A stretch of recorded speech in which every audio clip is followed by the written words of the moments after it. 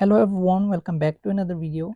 In this video guys, I'm going to show you how to fix enable to verify update iOS failed verification because you are no longer connected to internet connection.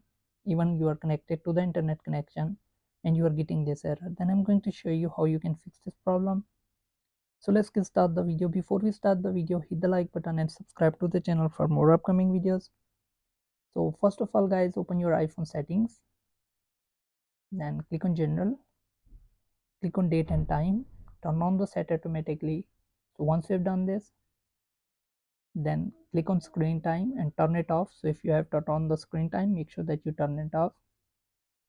And the next step is go to general, then click on iPhone storage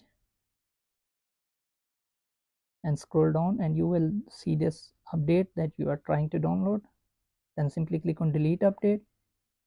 So once you have done this, then go back to setting, click on general, click on software update section, and you will get this update again to download and install. Then simply click on download and install, enter your iPhone passcode. Now download this update again, and you won't get this enable to verify update. You will be able to download this update in your iPhone. So hope this video helps you. If it does, then leave a like and comment. Thanks for watching.